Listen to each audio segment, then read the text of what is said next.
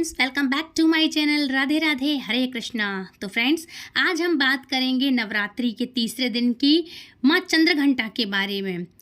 नवरात्रि के दिन तीसरा दिन माना जाता है माँ चंद्रघंटा का। तो नोट कर लें पूजन की विधि, मंत्र, आरती, महत्व, भोग क्या है, और उसके बाद मैं सुनाऊंगी आपको दुर्गा सप्तशती का अध्याय 4। तो शुरू करते हैं।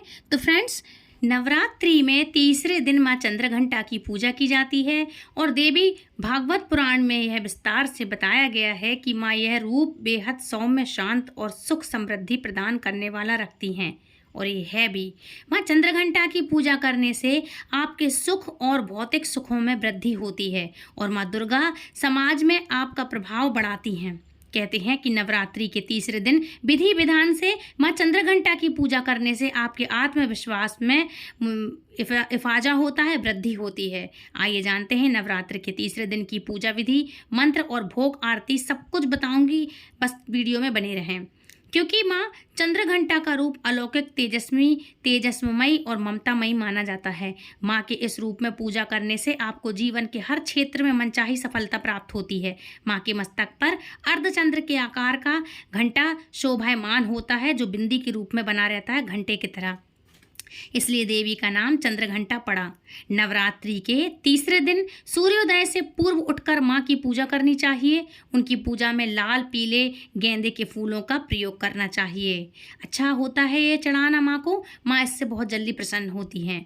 पूजा में शंख और घंटों का प्रयोग करने से माँ कृपा आपको प्राप्त होती है। मतलब माँ बड़ी प्रसन्न होती है, उनकी कृपा बड़ी जल्दी सहज में ही मिल जाती है।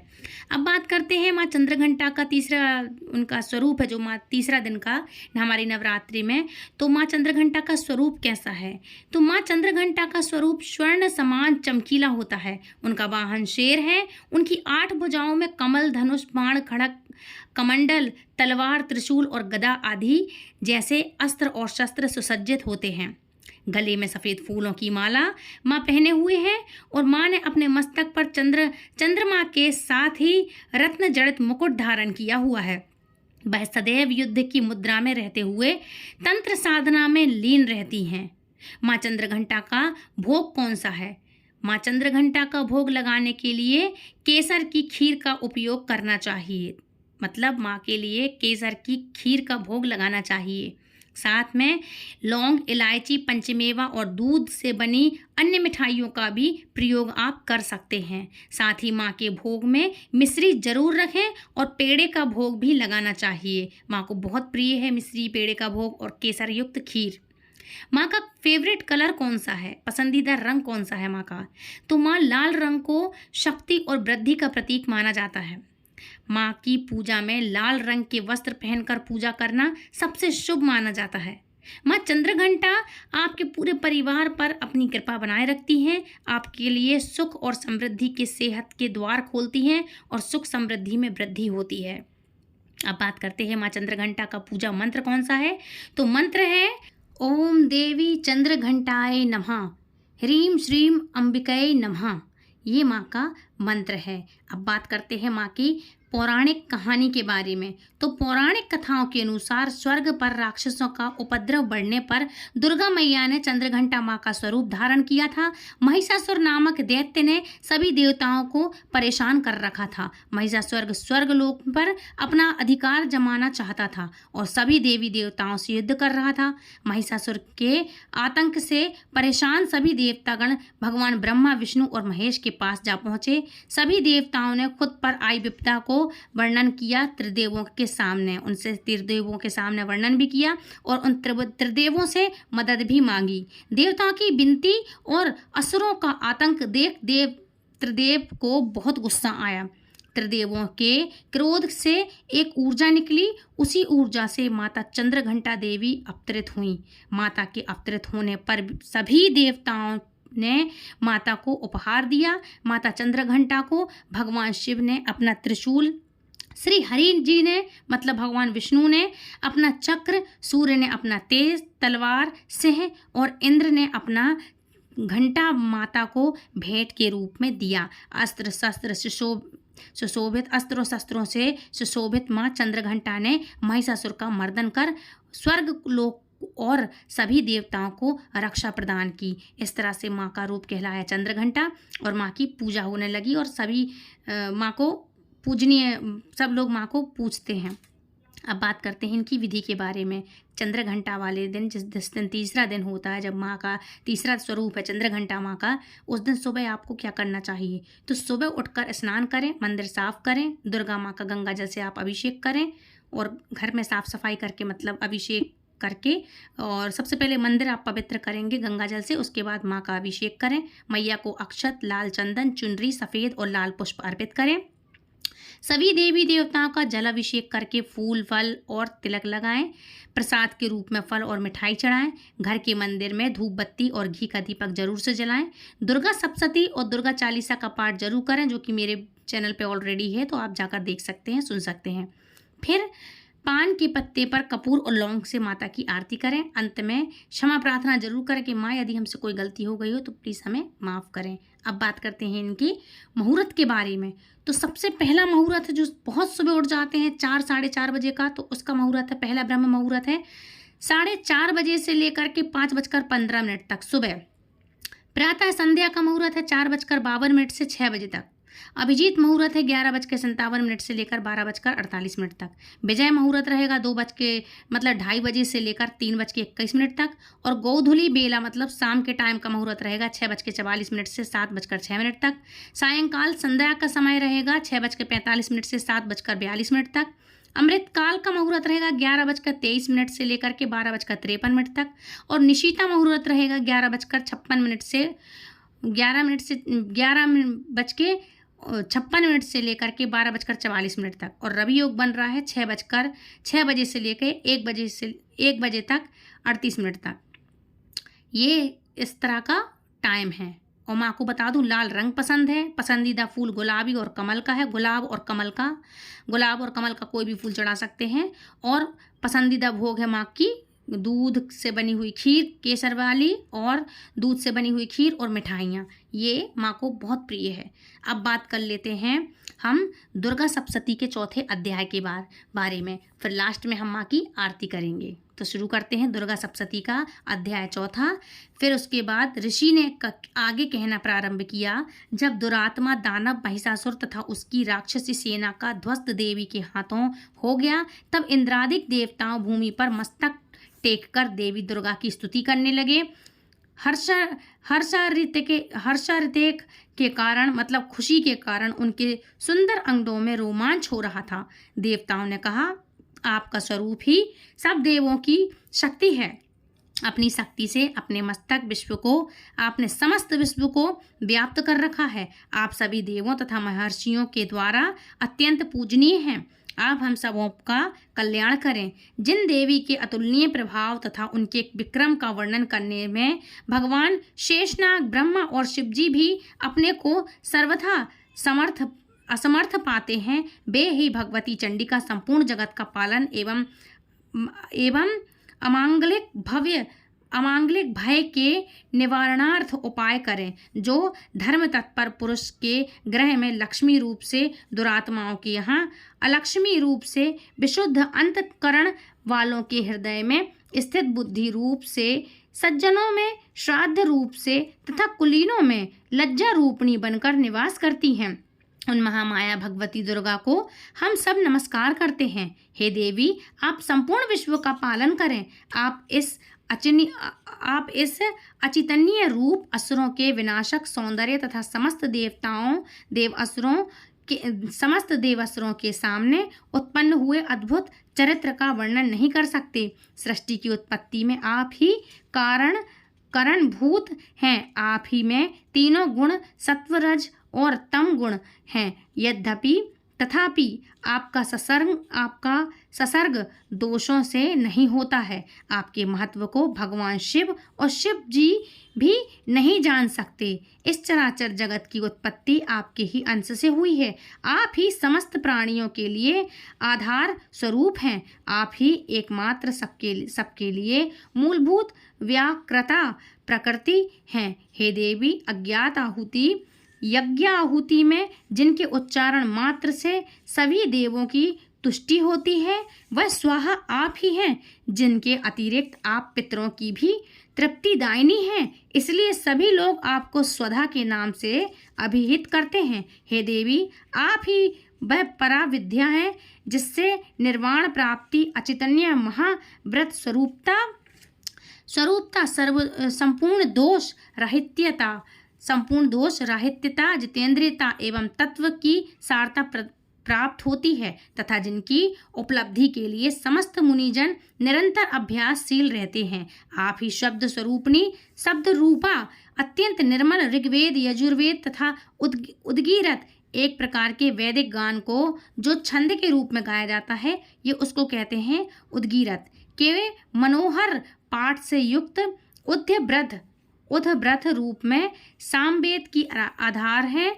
आप ही देवी तीनों वेद और छहों ऐश्वर्य से युक्त भगवती हैं। सृष्टि की उत्पत्ति एवं पालन के निमित्त आप ही वार्ता, कृषि एवं आजीविका के रूप में प्रादुर्भूत हुई हैं। आप ही इस जगत के महान कष्ट की नाशिका हैं। हे देवी, संपूर्ण शास्त्रों के तत्व ज्ञान की प्राप्ति के लिए आप ही मेधा शक्ति हैं। इस दुस्तर भव सागर से तारने वाली आप ही नौका रूपणी दुर्गा देवी हैं। आप सदैव ही आसक्ति से रहित हैं। आप ही कैटव दानव के शत्रु विष्णु भगवान के वक्ष में निवास करने वाली तथा शिव द्वारा आदर प्राप्त गौरी देवी भी हैं। आपके मुखमंडल मधुर हास से पूरित स्वच्छ पूर्ण चंद्रबिंब के समान और उत्तम स्वर्ग की मनोहर आभा से आलोकित हैं। फिर भी आपके इस अनुपम रूप राशि को देखकर राक्षस महिषासुर ने क्रोधाविष्ट होकर आप पर आक्रमण कर दिया। यह अत्यंत आश्चर्यकारक घटना है। हे देवी, जब वही मुखाकृति क्रोधपूर्ण मुद्रा में उदयकालीन चंद्रमा के समान रक्ताभ तथा वक्र भ्रकुटी के कारण भीषण हो उठी, तब महिषासुर के प्राण क्यों नहीं निकल गए? यह बहुत ही आश्चर्यजनक बात है, क्योंकि क्रुद्ध यमराज के सम्मुख ऐसा कौन जीवधारी है जो प्राण धारण में सक्षम हो सके। हे परमात्मा स्वरूपा देवी, आप प्रसन्न हो। आपकी प्रसन्नता पर ही इस सृष्टि का कल्याण संभव हो पाता है एवं कुपित होने पर कितनों का ही विनाश हो जाता है। यह बात अनुभव द्वारा प्रत्यक्ष लक्षित हुई है। महिषासुर की विलास वाहिनी आपके क्रोधानल में पकड़कर क्षण भर में ही भस्मीभूत हो उठी। आप सदैव ही अभ्युत्कारणी हैं। जिन लोगों पर आपकी कृपा दृष्टि रहती है वे ही देश तथा समाज में सम्मानित होते हैं और धन धान्य से पूरे तथा विख्यात प्राप्ति के भाजन होते हैं। उन लोगों का धर्म कभी शिथिल नहीं होता तथा वे ही अपनी भार्या, पुत्र एवं अनुचारादि के साथ रहकर जगत में धन्य होते हैं। हे देवी, आपके कृपा कटाक्ष के द्वारा धर्मप्राण लोग श्रद्धान्वित होकर सदैव धर्म कार्य में तल्लीन रहते हैं, जिनके फलस्वरूप उन्हें स्वर्गलोक की प्राप्ति होती है। इसलिए निश्चय ही आप त्रिलोक को अभिलाषित फल देती हैं। हे माँ दुर्गे, आपके स्मरण मात्र से ही सब जीवों के भय का निवारण होता है। स्वस्थ व्यक्तियों द्वारा आपका ध्यान किए जाने पर आप उन्हें सुप्रद बुद्धि देती हैं। दुख, दरिद्रता और भयहारिणी देवी, आपका चित्त सदैव परोपकार एवं द्रवित रहता है। आपके समान इस जगत में ऐसा दूसरा कौन है? हे देवी, जो दानव नरकगामी बनने के लिए अनंत काल तक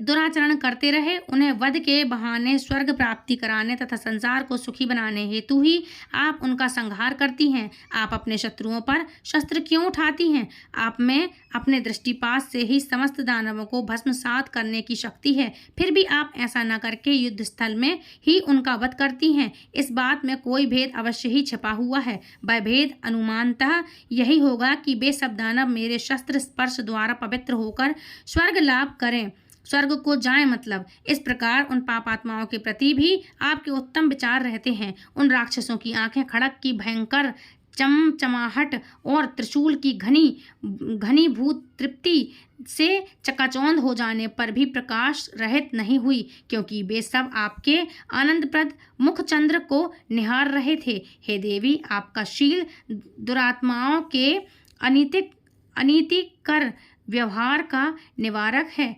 आपका स्वरूप अचितन्य तथा अतुलनीय है। आपकी शूरता देवजयी दानवों का संहारक है। इस प्रकार आपने सदा ही अपने शत्रुओं पर कृपा दृष्टि रखी है। हे वरदात्री देवी, आपके शौर्य की समानता कहीं भी नहीं हो सकती। शत्रुओं को शस्त्र करने वाला ऐसा मनोरथ रूप अन्यत्र कहाँ दिखाई दे पड़ सकता है। हृदय में कोमलता एवं युद्ध स्थल में निष्ठुरता, ये दोनों बातें एक साथ होने का भाव आपके अतिरिक्त त्रिलोक में कहीं नहीं दिखाई पड़ सकता है। हे जगदम्बे, शत्रुओं का वध करके आपने उन्हें अमरत्व प्रदान कराया है। उन लोगों द्वारा हम सबों को मिलने वाला त्रास भी दूर किया है। इसलिए हम सभी आपको नमस्कार करते हैं। हे देवी, आप शूल के द्वारा हमारी रक्षा करें। हे अंबिके, आप अपने खड़क, घंटा, ध्वनि और धनुष की टंकार से मेरी रक्षा करें। हे चंडिके, आप चारों दिशाओं पूर्व, पश्चिम, उत्तर, दक्षिण में अपने त्रिशूल को घुमाकर मेरा परित्राण करें। त्रिलोक में आपके जो परम मनोहर एवं भीषण रूप सृष्टिगत हो रहे हैं, उनके द्वारा आप हमारी तथा भूतल की रक्षा करें। हे अंबिके, आपके कर कमलों में शोभित होने वाले खड़ग, शूल, गदादि जो भी आयुध हो, उन सभी के द्वारा आप हम सभी का रक्षण करें। तब इसके बाद ऋषि ने कहा, इस तरह जगदम्बा जगत माता की समस्त देवगणों ने संवेद तथा स्वर में स्तुति की। तदंतर इंद्रपुरी का बागीचा के दिव्य पुरुषों ने गंध चंद्रादि के साथ उनकी पूजा की। तत्पश्चात देवी ने दिव्य धूपों का सुभाष से उन्होंने सुवासित किया। देवी ने हाथ जोड़कर नमस्कार करते हुए उन देवों से कहा, देवी ने कहा, हे देवगण, तुम लोग मुझसे अपना इच्छित पदार्थ मांग लो। देवी की ऐसी बात सुनकर देवों ने कहा, हम लोगों की संपूर्ण आकांक्षाएं देवी की कृपा से पूर्ण हो चुकी हैं। अब कुछ भी पाने की चाह नहीं रह गई है।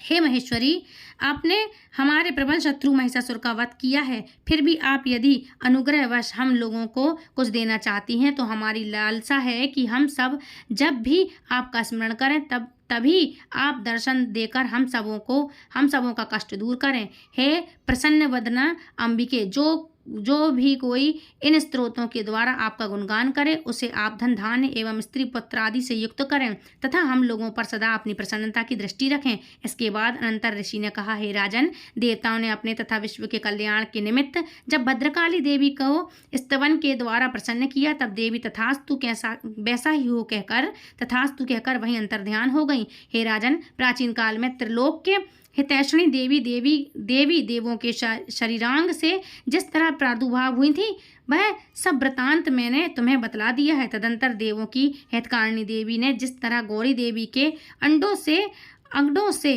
प्रकट होकर दुरात्मा शुंभ एवं निशुंभ दैत्यों का संहार किया, उसका वर्णन अब मैं तुमसे कहता हूँ। अब यह वर्णन 5वें अध्याय में आपको सुनाएंगे। आज का 4था अध्याय संपूर्ण हुआ। अब बात करते हैं माँ की आरती के बारे में। तो आरती चलिए शुरू करते हैं। बोलो दुर्गा मैया की जय। मंगल की सेवा सुन मेरी देवा, हाथ जोड़ तेरे द्वार खड़े, पान सुपारी ध्वजा नारियल ले ज्वाला तेरी भेंट करें। सुन जगदम्बा कर न विलंबा, संतन के भंडार भरे, संतन प्रतिपाली सदा खुशहाली, जय काली कल्याण करे। बुद्धि विदाता तू जगमाता, मेरा कारज सिद्ध करे, चरण कमल का लिया आसरा, शरण तुम्हारी आन पड़े। जब जब भीड़ पड़ी भक्तन पर, तब तब हाय आए सहाय करे। बार बार ते सब जग मोह तिरुणि रूप अनूप धरे।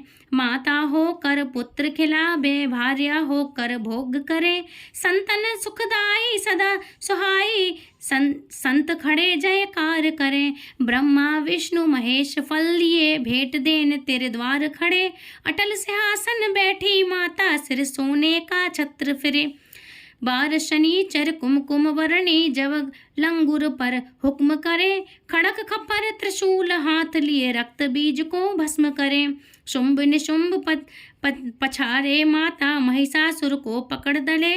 आदित्य बार आदि का राजत अपने जग का कष्ट हरे, कोप करा जब दानव मारे, चंड मुंड सब चूर करें, सौम्य स्वभाव पधार्यो मेरी माता जन की अर्ज कबूल करें, सह पीठ चढ़ी भवानी अटल भवन में राज करें, मंगल की सेवा सुन मेरी देवा, हाथ जोड़ तेरे द्वार खड़े। बोलो दुर्गा मैया की जय हो। कर्पूर गौरम करुणावतारम संसार सारम भुजगेन्द्रहारम, सदा वसंतम हृदयाल विंदे भवम भवामी सहतम नमामि, मंदारमाला कुलिताय काले कपाल माला संशेखराय, दिगंबराय च दिगंबराय, ओम नमः शिवाय ओम नमः शिवाय। त्वमेव माता च पिता त्वमेव बंधु च सखा त्वमेव विद्या द्रविणं त्वमेव सर्वं मम देव गुरु ब्रह्मा गुरु विष्णु गुरुदेवो महेश्वरा, गुरु साक्षात परम ब्रह्मा तस्मै श्री गुरुवे नमः। बोलो दुर्गा मैया की जय, देवी चंद्रघंटा मैया की जय। तो फ्रेंड्स, ये थी आज की कथा, आज की वीडियो। माँ की संपूर्ण जानकारी मैंने आपको दी है, साथ ही साथ दुर्गा सप्तशती का आज मैंने अध्याय भी आपको सुनाया है। तो प्लीज़ मुझे ये ज़रूर बताइएगा कमेंट करके कि आप कहाँ से सुन रहे हैं और आपको ये कथा ये वीडियो आपको कैसी लग रही हैं। देखिए, ये कहीं की मनगढ़ंत कहानियाँ नहीं हैं, कहीं की फेक वीडियोज़ नहीं हैं। स्वयं जो इतिहास है ये वो चीज़ें हैं, इसलिए पढ़ें, सुने, दूसरों को भी सुनाएं, औरों को भी शेयर करें। और यदि मेरे चैनल पे आप पहली बार आए हैं तो प्लीज़ चैनल के लिए आप सब्सक्राइब करके बेल आइकन को ऑल पे प्रेस करें, ताकि आने वाली वीडियो की नोटिफिकेशन सबसे पहले आप तक पहुंचे। तो फ्रेंड्स, मिलती हूँ नेक्स्ट वीडियो में, तब तक के लिए राधे राधे, हरे कृष्णा, जय माता दी।